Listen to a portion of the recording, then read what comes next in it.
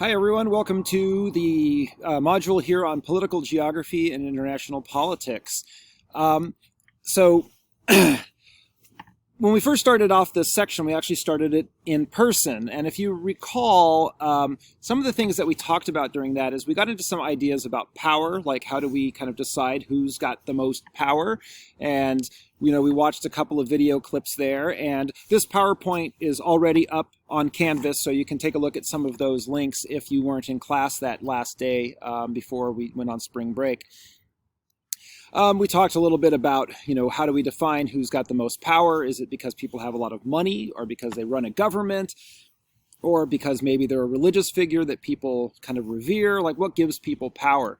And we also talked a little bit about the fact that a lot of people who have power, even if they're the president or leader of a country, that their power can extend beyond their borders. And so that's kind of where we left off. And also this last idea of, when we see somebody following orders, kind of why they're doing that, why they're kind of obeying power, could actually be a lot of different reasons. And so, and I almost forgot, the last thing we talked about, which I think is very important at this point, is we talked about states of exception, spaces of exception, and the idea of homo sacer, which are about when normal law is sort of suspended, either for a time period in a particular place or towards a particular group of people. And this, of course, is something that's very important now as we see all sorts of exceptions sort of being made to business as usual and normal law with the way the pandemic is going. All right, so that's where we've been. But in terms of where we're going, the way I like to set up these online lectures is, honestly, I've cut back a little bit on content because, we were supposed to have two-hour lectures basically every week. And yes, we were going to have some videos and other things that took place. But let's face it, nobody wants to watch online videos like this for 4 hours straight for a week of material. So I've kind of cut it back and really focused on some of the key points. It's still going to take a little bit of time to get through, but we're going to really focus on 4 major points. There are some little definitions here and there that kind of support those points. And if you look at the review sheet on Canvas, you'll see some of the things that kind of link to these points, the things that I still want you to know once we get towards exam time. But here's our 4 big points that we're going to go over today. First, we're going to talk about the concept of sovereignty and kind of what it is. Secondly, we're going to talk about how sovereignty works both with globalization, but also kind of against globalization. And I'll get into more of what that means. The third thing that we're going to look at in terms of politics and geography is the idea that people with similar political views are starting to cluster and live close to each other and away from people that have different political views. This is something that's called the big sort, which means people are kind of sorting themselves out, particularly in the United States, where we're living next to people with similar ideologies, and so therefore we tend to not really understand people with other ideologies very well. And then the last thing we'll look at a little bit is international relations, geopolitics, and this idea that kind of global politics is a realm that doesn't really kind of have rules. It's more about power and different countries trying to kind of get the best deal for their own people, but there's not a lot of agreements per se that countries have to follow with each other as opposed to the way law works inside of countries. So that's where we're heading. So first of all, I should just start with this general definition of what we mean by political geography, or when I use that term, what that means. And it's really the geographic study of politics and political matters. I mean, just fairly straightforward definition there. And one good thing about being on video is that if you do need to stop or replay like a point to see if you didn't quite get it, you can press pause, you can back up, you can do all of that. And so that's why some of these definitions I'm not going to stay real long on, just for the sake of brevity and clarity. So, all right. So when we talk about political geography, a lot of times we're going to talk about countries, right? And how things work inside of countries versus outside or between countries.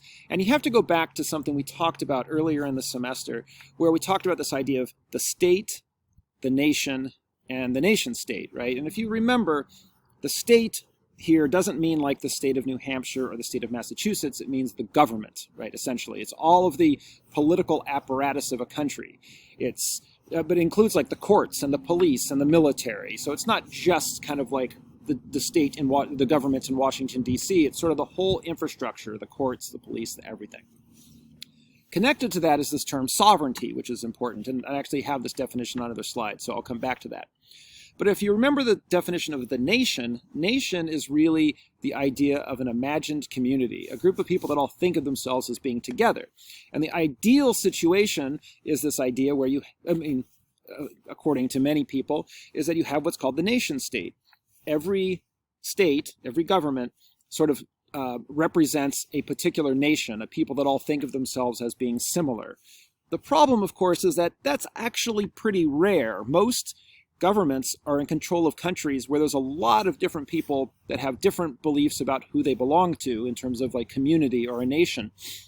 And so we've talked about this earlier in the semester where you have countries like, say, Nigeria, where there's a lot of different ethnic groups and they kind of have a lot of conflict with each other more than they all think that they're all Nigerians. Or in a case like Iraq, where you have the Sunni population, the Shia population, and the Kurdish population, which don't necessarily all get along and think of themselves as one people, but you have one government of Iraq that's trying to, to rule the whole area. So nation states are actually kind of, more of an ideal than a reality. But still, we do have these things called countries. Everybody is pretty familiar with the world map, and this is kind of, we've sort of, in a sense, made this agreement that, yeah, okay, this right here is Algeria, and everything here belongs to the Algerian government, and they take care of it, and then next door is Libya, and everybody here takes care, the Libyan government takes care of what happens in Libya, and so forth. But again, that's the ideal. We know it doesn't quite work that way, that countries interfere with other countries all the time. And this leads us, again, to big point number one. What is sovereignty?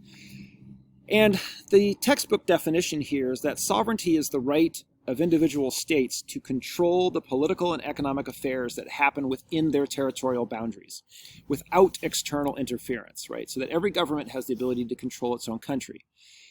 And sometimes this kind of ideal is what's also referred to as formal sovereignty. In other words, sort of the official sovereignty. Who's officially in control? But the fact is that doesn't actually mean who's actually in control. Like, for instance, the example I had of Iraq, or an example like Syria today, you have all these different groups that are actually controlling what's going on in a particular place.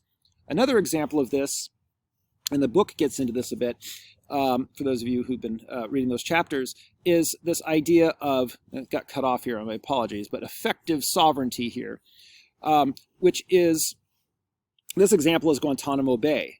Guantanamo Bay is in Cuba. Officially, it should be under the control of the Cuban government. It isn't. It's under the control of the U.S. government because it's an area the U.S. took over back during the Spanish-American War in 1898, and the U.S. has controlled it ever since, not the Cuban government. Another example of effective sovereignty would be if you went to Mexico, and yes, the Mexican government, based in Mexico City, has official sovereignty over the whole place, but there's a lot of drug cartels that actually control what happens in different parts of the country. So in other words, there's a lot of places where the government doesn't really have effective sovereignty. And this is important when we start talking about globalization and kind of who has control, because it's not always the government. Sometimes it's corporations or other entities that are moving things back and forth from country to country, can kind of push around countries and make them make decisions that they might not want to. So, connected to the idea of sovereignty is another idea called territoriality. And territoriality is this idea that there should be one person or one state, really kind of one entity, that has exclusive control over a given area. And this is true at the level of kind of a country, right? The idea that there should just be one government that runs the whole place, not a bunch of different people that just have influence in different ways. But again, this is an ideal. And what's interesting is this is also comes down to the idea on a personal level of private property, the idea that every part of the earth should sort of be owned by one person and that they have kind of complete control in that small area. Interestingly, the term territory actually comes from the Latin word territorium, which is the area over which one is allowed to instill terror. In other words, it's an area that we're allowed to control. Sorry, some of these things get cut off a little bit under my picture here, but anyway.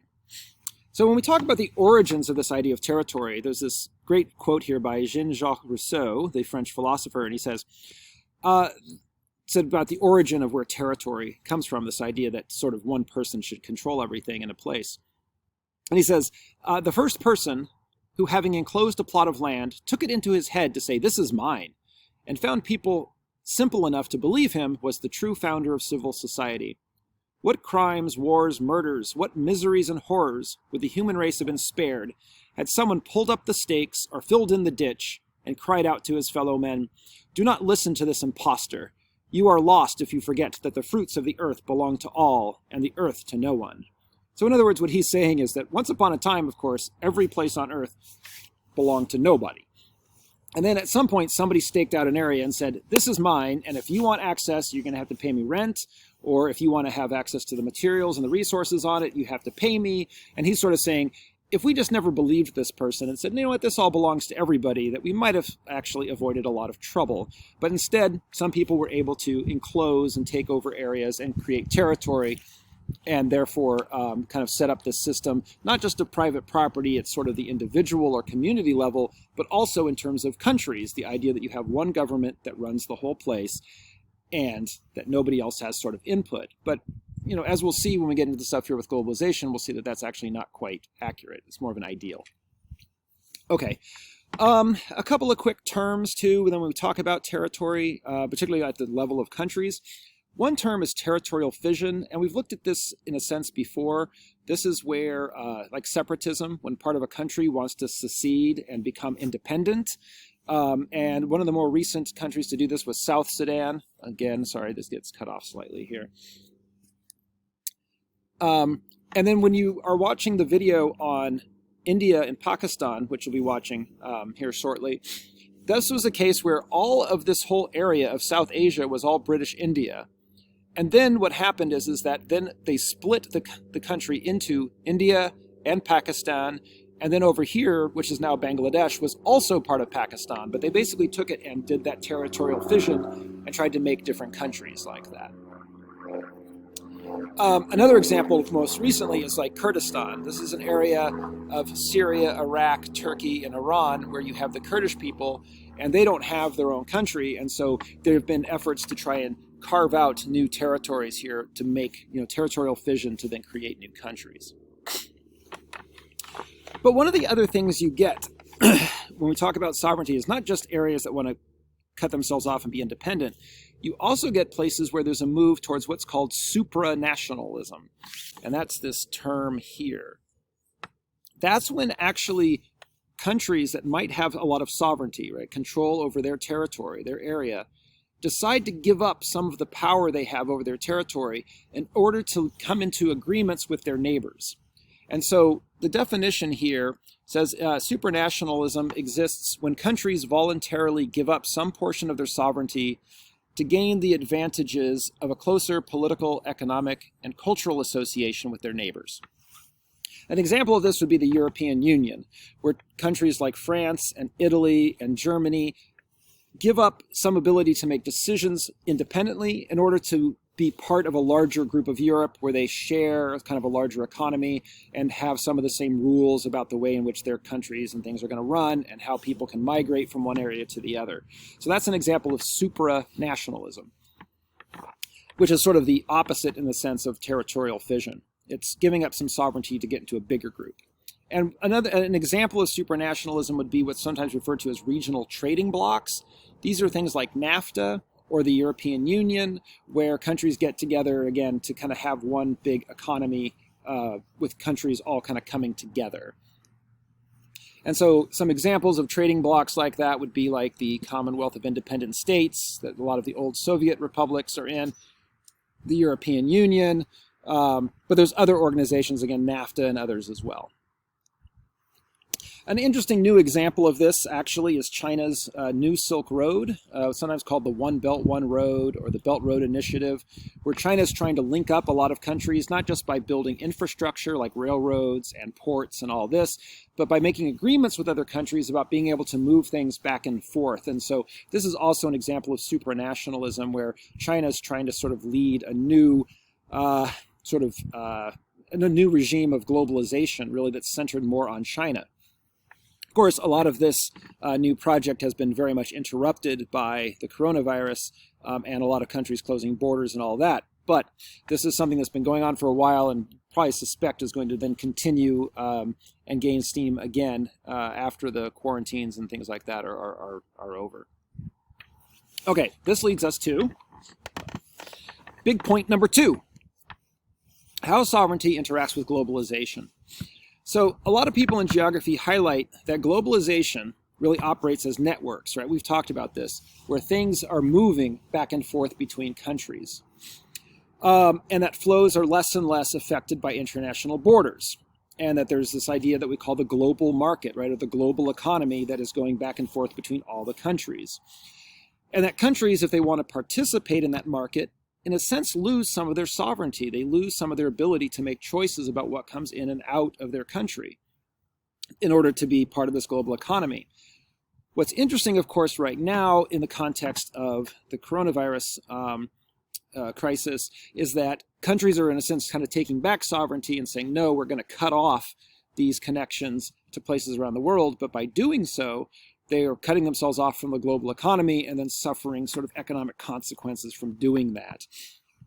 And so this second point here, it says that, if we think about this in terms of effective sovereignty, right, like who actually has control in a particular country, yes, governments have some control, but, other things do too. Big corporations, have the ability to kind of dictate trade policies, but also churches, terrorist organizations, etc., that move across borders can also have really big impacts. All right.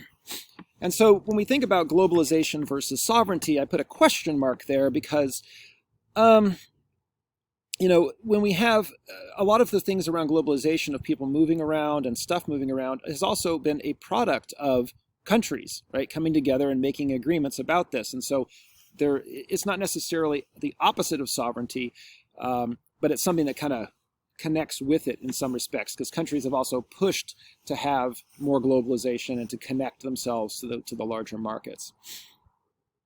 All right. But one of the things that's interesting to note is that when we think about migration as part of globalization, people have been moving back and forth across the whole world, as we've talked about in this class, for a long, long time.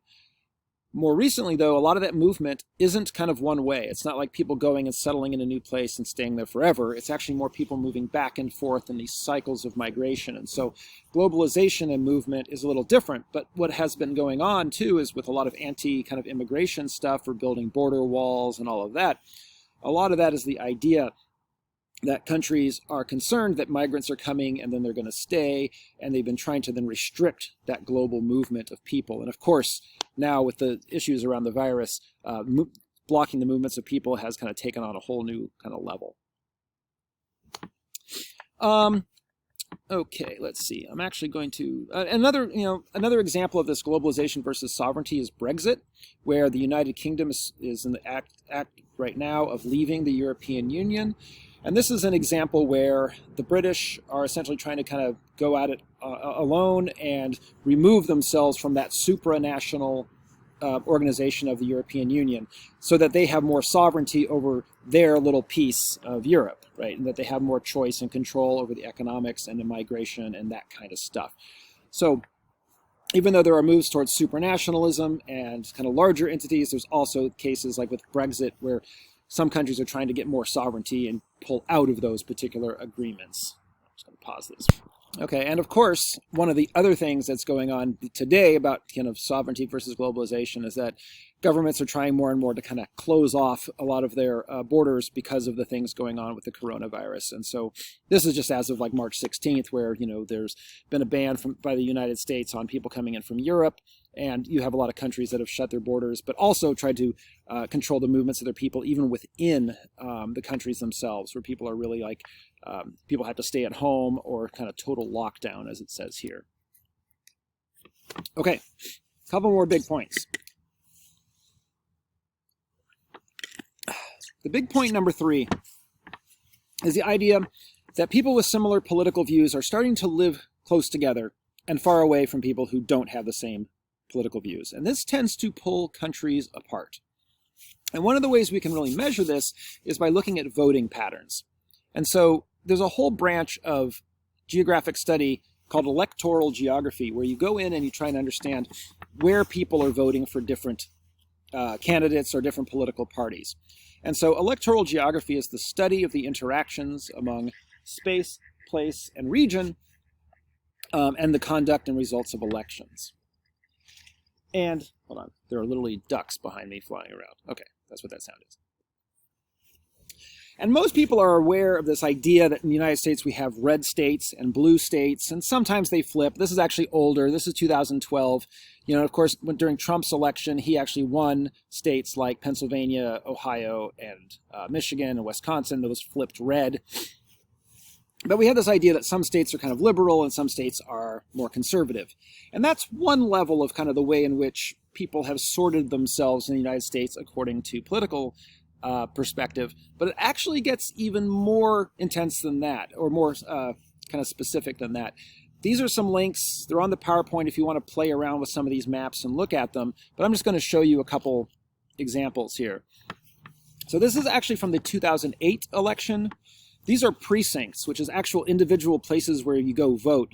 So for instance, Keene has 5 precincts, and so each one of these dots is a precinct. So if we go up here to New Hampshire, 5 little dots in here would be Keene.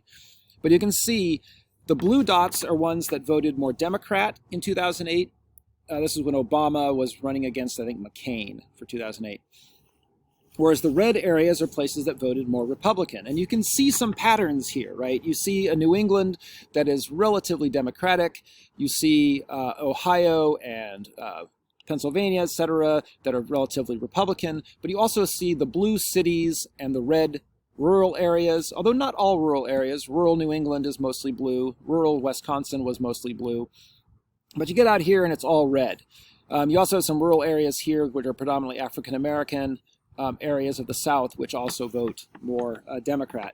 But you can see that there's this geography to where people are Democratic or Republican voting. But one of the things I think is even more fascinating is it's not just the divide between Republicans and Democrats here in the US. It's also between different candidates within even the same party. So like, for instance, for Democrats, during this election this year, there are parts of the country where Joe Biden is really popular and won by a ton. Like in Mississippi, I think he won with close to 80% of the vote. Whereas you have other states, like here in New Hampshire, where Joe Biden got, I believe, 8% of the vote. And so even within the Democratic Party, you have these big splits over who is favored where. And so you can look at that at the national level. But even if you go down more locally, like this is an example from New Hampshire, and you can see in purple are the Bernie Sanders areas. Buttigieg is the area in orange, the areas that he won. And then you can see some kind of lighter blue here, which is where Klobuchar won. And one thing you'll notice is Joe Biden didn't win anything in any of these areas. And so there's these huge differences even within a particular party. And you can look at this like kind of state by state. So this is the Texas election. You can see the blue areas where Joe Biden did very well. And then you can see the areas where Bernie Sanders did very well in purple, which is the areas that are predominantly Hispanic areas near the Mexico border, but also college towns like Austin. And so, again, just this idea that people are kind of sorted by political leanings all over. And it isn't just in the Democratic Party, of course. This is the Republican Party map from their primaries in 2016 when Trump won the Republican nomination. So the areas of red are where Trump won, but you can see there's big parts of the country where he did not win the Republican vote, like Texas, where Ted Cruz is from, and he was one of the people he was running against. But also, if you look at Ohio and see all that blue, that's Kasich, who was the governor of Ohio. Trump didn't win there. And you see a few little purple places where Rubio won. He's from Miami, and he won Miami and somehow inexplicably part of Minnesota. But again, there's this idea that even within political parties, there's very huge regional variations across the country. So that leads to this concept of the big sort. And what the big sort is again this idea that people have been sorting themselves in the United States according to live in areas next to people that they kind of politically agree with. And there's a couple reasons why this has happened over the last several decades. One of them is that people have moved around a lot. And so as people have a choice of not necessarily living their whole life right where they're born, they tend to pick neighborhoods that are fairly in line with their ideologies. People that are conservative don't necessarily want to go live in Burlington, Vermont. People that are liberal don't want to live in rural Mississippi, right? Partially because of that political differences. And so one of the ways that people have measured this way in which the population has been splitting apart is by looking at what they call landslide counties. So this is a map of the U.S. with all these different counties everywhere. And this is from 1976. And the counties that are in black are ones that were landslide counties for the Democrats. And one of the things you might first notice is how popular Democrats were in the South back in 1976. That's now flipped, where the Republicans are now more popular in the South. And the gray counties are ones that were landslides for the Republicans. So you have landslide Republicans in gray, landslide Democrats in black, and all the white ones were places where there weren't landslides. And what I mean by a landslide vote is a place where the vote was not even close, where it was at least a 20% difference. So the black counties are places where Democrats won at least 60% of the vote versus 40% of the vote for Republicans. And so you can see there's definitely some landslides, but there's a lot of white counties that were not landslides. As we go to 2004, a lot of the U.S. population has moved around and sorted themselves by political affiliation. And so now you see there's a ton more Republican landslide counties. There's still a fair amount of Democratic landslide counties, keeping in mind that a lot of those counties are urban and so have more people in them. And in 2008, there's even more landslide counties. In 2012, red here is Republican landslide counties. Blue are Democrat landslide counties. And then when we get to the last election, this is 2016. As you can see, there are very, very few white counties left. In other words, counties that weren't landslides, fully Republican or fully Democrat. What this means is now the majority of the population of the U.S. lives in a county where they are in political agreement with more than, say, 60% of the people around them. And so this graph actually kind of shows this. Back in 1992, see here, you can see here, the percentage of people in a landslide county was about a little less than 40%. And this red meant this is how many people were in a place where it was a landslide by 50 and up. In other words, a place that red meant you were in a county where it was like 75% for one candidate, 25% for the other. And you can see that this has increased and increased. And so by 2016, not only does 60% of the population live in a landslide county, 20% of the whole population lives in a place that's at least a 75-25 split between Republican voters and Democratic voters. So there's some really important implications of this pattern towards landslide counties. One of them is it means that we don't tend to understand very well people that have political views different than ourselves because we don't run into them. And studies have shown that when you're in this kind of situation, people tend to believe that the other political party or the other people that believe in other political ideas, people tend to believe that they're more extreme than they really are because they're not individuals they know that they're friends with, that they actually have conversations with. They're people that live somewhere else and you don't interact. And so therefore, people think that they're actually more extreme in their views than they actually are.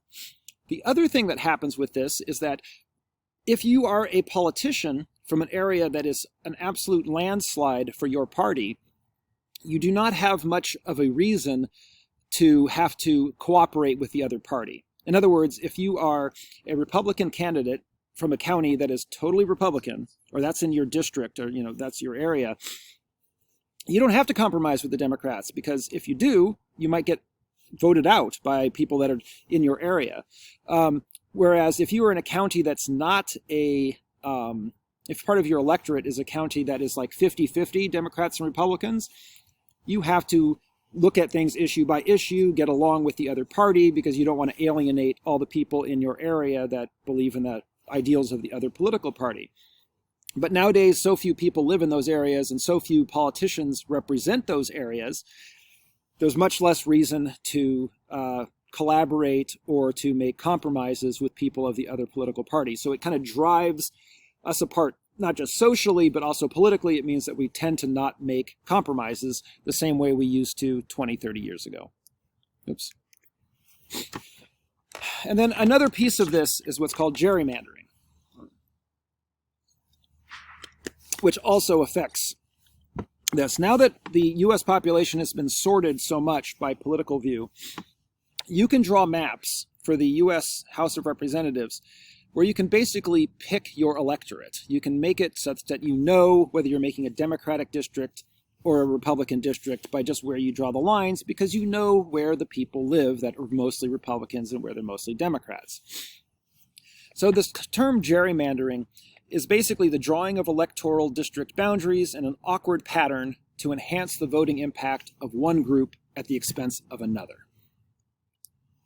And so this is how you do it. Let's say you've got this hypothetical state, and we'll say the Democrats are blue and the Republicans red. And let's say you have 50 precincts, right? So 50 places of voting, let's say 50 districts in this place. And let's say hypothetically you had 5 people that you're going to send to Congress in this hypothetical rectangular state.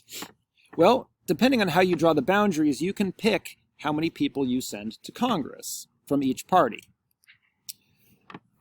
So, for instance, take a look at this middle example. If you drew the boundaries this way, the Democrats would outnumber the Republicans at every single district. And so then they would send 5 people to Congress and the Republicans would send nobody. You could, hypothetically, let's say you had drawn the lines straight up and down. Well, you would have had 5 districts, 3 Democrat, 2 Republican. But each district would have been like massively like 100% Democrat or 100% Republican. The other thing you could do is you could get crazy with your lines. And in this example here, each district has the same number of people, but the way you'd have it, you'd actually be able to send 3 people to Congress that are Republicans and only 2 Democrats by doing what's called packing, which is putting all the Democrats you can into 2 districts so that they're outnumbered in the other districts. So in other words, you can actually kind of pick how many people you send to Congress based on just how you draw the lines. And this has become a real problem in the real world. So, for instance, in 2012, the Democrats actually received 1.4 million more votes nationwide, but they lost the majority of elections, 234 to 201. And what that meant is that Democrats were essentially, quote, wasting votes by winning some of their districts by a very big margin, but Republicans won more districts by a smaller margin, and part of that had to do with the way in which the lines were drawn. Now, gerrymandering is done by both political parties. The Republicans have been very successful at doing it in places like North Carolina, Pennsylvania, and other areas. The Democrats have done it in Maryland, Illinois, and other areas. And so the only thing that's different really is that the Republicans have been a little more successful at it, but a lot of these things have been getting challenged, and some of these links that are here on the PowerPoint kind of get into the details of this a little more. And there's also one where Arnold Schwarzenegger talks about gerrymandering, which you can check out there if you want that link on the PowerPoint. And also some really good detail from 538, if you're into that as well, about how redistricting and gerrymandering is a very big thing. But here's an example of a gerrymandered map. These are the congressional districts from my home state of Arizona. And one thing you'll notice is District 2, this is a Democratic area, but they wanted to include it in this district because they knew that if this Democratic area was part of District 1, then this would be a Democratic district. So what they did is they took these voters and connected them in this really weird way to this district so that it would be a Republican district, but they would then be able to get both District 1 and 2. So things like that, these kind of shenanigans go on all the time. All right, this leads us to our last point, my last big point. So, which is talking about international relations. One of the things about international relations is that as opposed to thinking about politics within countries, when we're talking about politics between countries, there's not a whole lot of rules, right? There's not necessarily there's not a world government there's the United Nations that tries to get countries to agree with each other, but the United Nations can't necessarily tell people what to do or hold countries to certain laws or procedures. Yes, countries can make agreements with each other, but it's still usually up to the country governments to whether they are going to abide by those agreements. And so sometimes people refer to international relations as a realm of anarchy where there's not really rules between states, and it's more about power and who can kind of get what they want. Oops. And that essentially people talk about this as being like a free-for-all, where different countries are just sort of fighting with each other over resources, over political power, militarily, all of that. And so to understand then how different countries have power over others, there's a field of study called geopolitics. And geopolitics is essentially the influence of geography on political entities. In other words, the idea that some places have more power because they have more resources or because they're kind of in an advantageous position in the world. There's an idea kind of more historical called a folk fortress, which is this idea that many countries, this kind of comes from a time period before there was like missiles and airplanes and all of that, where a country would use mountain ranges or oceans and coastlines as sort of a means of defense. So example would be the United States. If the U.S. had just stayed the 13 colonies on the eastern part of the U.S. and had these land borders with the French and the Spanish and the British to the north and Canada, that would be a lot harder to defend as a country. However, if you could take the entire continent all the way over to the Pacific Ocean, now it's a little more defendable. You have oceans on each side. You only have two borders, one with Mexico, one with Canada, and that's more defendable. Or you have examples like India, where they go all the way up to the Himalayas, which then kind of serves as a natural border between themselves and China. That's kind of an example of a folk fortress, or using kind of your geography to kind of protect your country. And one of the theories of geopolitics was very popular in the early 20th century, and still is to some degree, is what's called the heartland theory of geopolitics. This theory came up in the early 20th century, and again, before there were missiles and airplanes, but people still kind of believe in it, so we have to talk about it. And the idea was basically this. There was this guy, British guy, named Halford Mackinder, and he had this theory that whoever controlled sort of the middle of Asia had the ability to control the whole world if that whoever it was that controlled the middle of Asia could then control all of the area of Europe and around the rim of Asia. Let me go to a picture and I'll come back to the slide. His idea was basically this, that whoever controlled this area, which of course is usually Russia, but during World War II it was concerned that Nazi Germany would take over Russia and that they would be this power. But that whoever controlled here, you have to remember this is ice up here because it's the Arctic. But the idea was that that this power here is very, kind of concentrated. And once people developed railroads and had the ability to move troops back and forth, that they could hold this area really well. And the idea was, if this power, like Russia, was able to take over this part of Europe or come down here to what they called the Rimland in blue, towards the Middle East or India or China or down here to Southeast Asia, the idea was if that land power was able to take the Rimland, they would then control, basically they would be able to conquer the whole world, that there'd be no stopping them. And so Mackinder, his idea was that what the other countries in the world had to do was to not let that happen. And that the way to do that was with sea power, to be able to keep kind of invading and knocking down the land power from being able to take this Rimland. And so this theory was from 1904 or so, around 1900, 1904, by Halford Mackinder, and he was British, and so his concern was with the Russians. But during the Cold War after World War II, the United States kept going with this theory and wanted very much to not let Russia take the Rimland areas.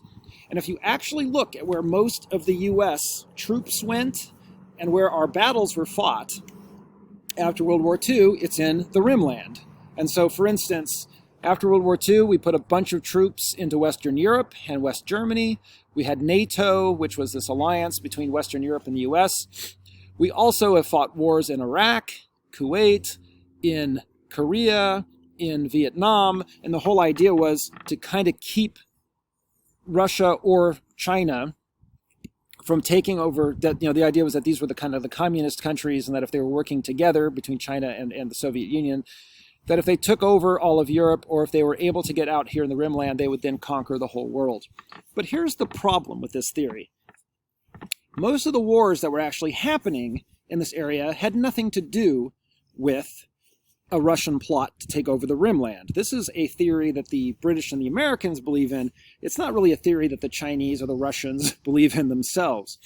And so if you actually look at the wars that were fought in Korea or in Vietnam, there wasn't, like, especially in Vietnam, that war was not about letting Russia conquer the Rimland. That was a war that the Vietnamese were fighting first against the French and then later against the Americans for totally different reasons. But the Americans always kind of saw it through this idea of it was the spread of international communism and Soviet domination. And so because they basically couldn't get their head out of the idea of the Heartland theory, it kind of drove a lot of American military policy, and it still does to this day. It's one of the reasons why a lot of people in the American military are nervous about Russia being involved in Syria, because it's in the Rimland, or in Iraq, or in these other areas too. And also, now that China is doing their Belt Road, Silk Road thing, there's also worry that that is now, kind of China taking over essentially the Heartland area as well as the Rimland, and that they will then kind of have global domination. But again, this theory is a little overblown, but you have to kind of recognize it for what it is. So what you need to know for this theory is the idea that you have a land power in the middle of Asia, and the idea that if they take over the Rimland, then they would dominate the world, but that this theory, of course, has some problems with it.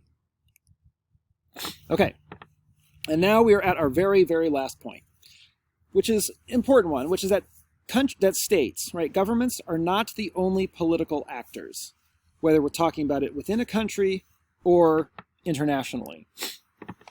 So when we think about non-state actors, corporations, international organizations like the United Nations, the World Bank, etc., religions, criminal organizations, non-governmental organizations like Greenpeace or Save the Children or Doctors Without Borders, right? These are all groups that have a lot of power and ability to do things as well, all around the world. There's also one other group type of group called social movements. And a social movement is defined here as a group of people or organizations that are striving towards a common goal relating to human society or social change. An example of this would be like the environmental movement, right? It's a group of people that say are concerned with global warming, and they're a political force, right? They're trying to get governments to do things. And you may have a bunch of different groups coming together, like the Sierra Club and, say, Greenpeace and, was it 350.org and all these other groups. But that would be a social movement, say, working on climate change would be an example. But social movements tend to work on different issues. There are also social movements around like international human rights, that kind of stuff too. And so when we talk about social movements, there's a couple different types that we have to know about. The first is sometimes referred to as old social movements. Old social movements are groups like political parties that want to take over the government, take over the state. And so examples of this would be things like back in the day, communist parties or socialist parties or independence movements. The Tea Party in the US would be another example that, or even the progressive wing of the Democratic Party. They're trying to take over the government either by election or by revolution, but the idea is that the state is doing something, they want to kind of take it and change it and make it do something else. The next kind of social movement is called new social movements. These are groups that aren't trying to take over the government, they're just trying to ask the government to do things differently.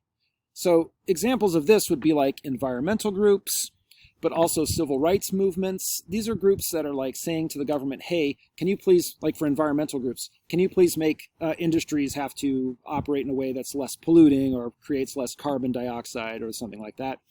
Whereas also civil rights groups might say, hey, there are certain people in the society that don't have the rights that other people do, and we're asking the government to kind of change that. That would be a new social movement. But what's key is they're not trying to take over the government per se. They're just asking them to do something. But then the last type of social movement is what's referred to as the newest social movements. And this is people who are basically trying to carve out a space and say, you know what, the government isn't doing what we want them to do. And also, maybe the government never will, so we shouldn't ask them. Instead, let's create our own community and make our own rules and kind of push the existing state away and just kind of destroy it in a sense, at least in a particular place, and kind of make your own system of government. So examples of this would be things like, activist occupations, people that are like squatting and taking over areas, the Zapatistas in southern Mexico, separatists, like the Kurdish separatists in parts of Syria or Iraq that are just saying, you know what, forget you, government in Syria, or forget you, Iraqi government, we're going to do it ourselves. Another example of this actually would be like the American Revolution, right, where people in the United States didn't say, well, we want to go take over the government in London. And they also weren't saying, hey, we're going to keep asking the government in London for things. Instead, they said, you know what, we're going to create our own country and we're going to run ourselves. That would be an example of like newest social movement. Even though these terms are old, new, and newest, the fact is all these kinds of social movements have actually existed for many different, over hundreds of years, like with the example of, the American Revolution really being kind of more what we might call a newest social movement.